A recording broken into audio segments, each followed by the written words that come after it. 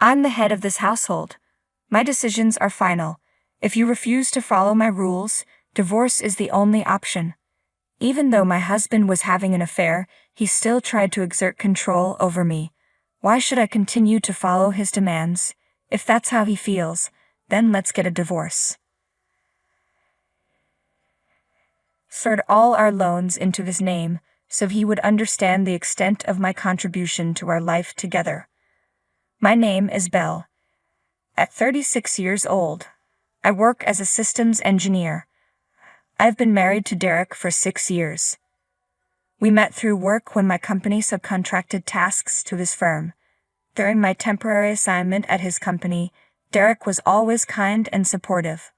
As we spent more time together outside of work, our relationship grew, leading to this proposal, which I gladly accepted. When I got married, I left my engineering job at the company. The role was incredibly demanding, both physically and mentally, and the pay wasn't great. I worried that continuing in such a stressful job would leave me with little time for my husband, which could strain our relationship. So I decided to transition to freelancing, which offered the flexibility to manage household responsibilities and spend more time with him. Initially, freelancing didn't bring in much income, but with my engineering background, I gradually attracted more clients and saw my earnings improve. I was pleasantly surprised by how quickly my income grew and felt grateful to my husband for supporting us during those early, lean months. I dedicated myself to managing the household, even though cooking wasn't my strong suit. I used recipe books to try new dishes every day, hoping to bring a smile to my husband's face. Thanks for taking care of the cooking and cleaning. It really makes a difference. My husband's praise for my housework brought me joy. In the early days of our marriage, we respected each other and enjoyed a happy life together. After a few years, he suddenly suggested, "Don't you think it's time for us to get a new house?" A new house? I was taken aback. This wasn't like him, as he rarely saved money. Shouldn't we save up a bit more first? What are you talking about? I've been earning a good income, haven't I? Yes, but haven't we avoided any financial issues since we got married? I'm able to manage thanks to my income. I thought but couldn't bring myself to say it to my husband. While he gave me money for household expenses, he tended to spend his own allowance before payday. I made sure to save as much as I could from my earnings and contribute it to our budget. This way, we avoided financial issues.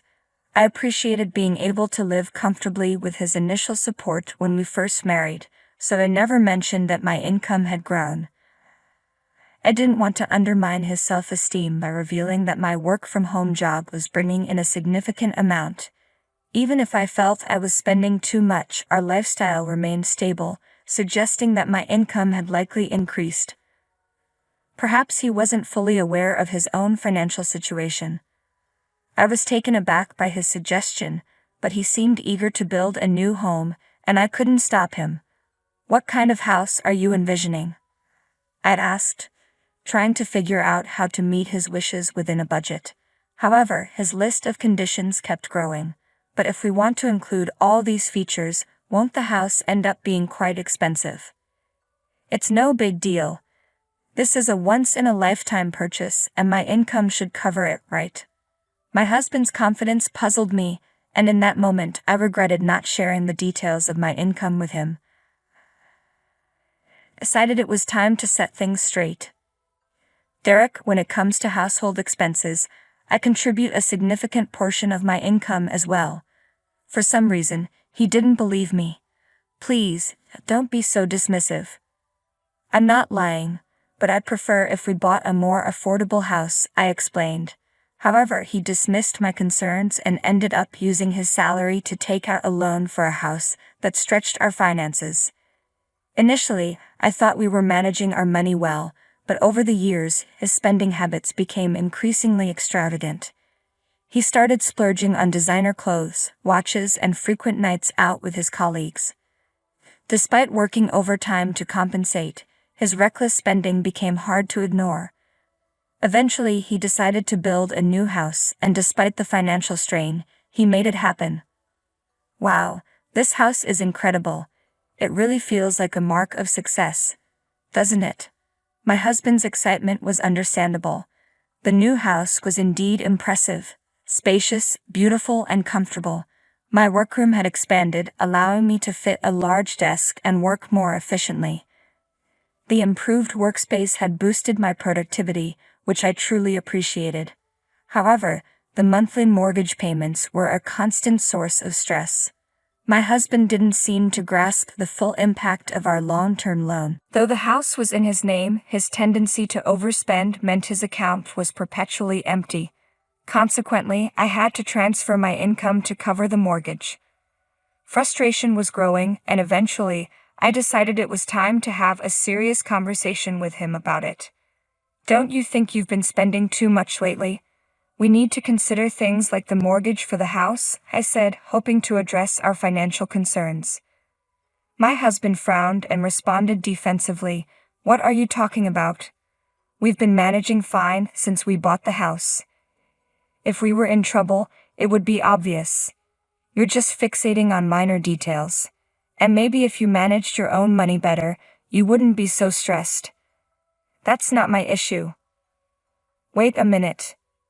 I'm always thinking about how to cut costs on daily expenses, he added, trying to deflect. I'm using the money you give me along with my earnings to cover the mortgage and other expenses, so please stop talking to me like that. What's going on with you? Also, don't act like you're doing a lot when your contributions aren't substantial. The one who earns the most isn't necessarily the greatest. I'm the one managing our finances, so I'm the one making things work. Please keep your opinions to yourself. My husband's dismissive response left me stunned. He had been kind and considerate when we first married, but things had changed drastically. Our relationship had become strained. We barely spoke and sometimes didn't even greet each other. He was working more overtime than ever, often coming home late at night. I wondered if it was worth continuing our marriage in this state. We were merely cohabiting without meaningful communication. If things stayed this way, divorce might be the better option. However, I wanted to reconcile if possible. After much thought, I decided to take the first step and reach out to him. My resolve was instantly shattered by an unexpected discovery. While I was out in town buying a birthday gift for a friend, I spotted my husband, who should have been at work, walking with a young woman I didn't recognize. They were strolling together casually, and the sight was enough to confirm my worst fears: an affair. Determined to uncover the truth, I hired a private investigator. 3 weeks later, I visited the detective agency to hear the results. The investigation confirmed my suspicions. My husband was indeed having an affair. The woman was a colleague of his, and their relationship had been ongoing for about 2 years. I finally understood why my husband had been spending recklessly and coming home late due to overtime over the past 2 years. He was having an affair. The anger I felt towards him, especially after the verbal abuse he had directed at me, was overwhelming. It felt humiliating to have tried to protect his self-esteem and our marriage when he was the one betraying me. Determined to act, I set aside any remaining doubts and resolved to confront him. I hurried home, finding him lounging on the sofa, engrossed in a sports program. I positioned myself between him and the TV and spread out the evidence of his affair before him. "Explain this." He looked momentarily stunned at the photo evidence but quickly adopted a defiant attitude. "Oh, that's Meg. She's my new wife." "New wife?" I asked, bewildered. "Now that you know the truth, there's no reason to keep you around. Unfortunately, you're no longer needed." "What are you talking about?" "To be honest, I don't see a place for you in my life anymore. But Meg doesn't want to handle the household chores, so you can stay and take care of that for her." "What? Are you out of your mind?" "I would never agree to that." My husband's face flushed with anger. "I'm the breadwinner in this household, so my decisions are final. If you can't follow my orders, then we'll get a divorce."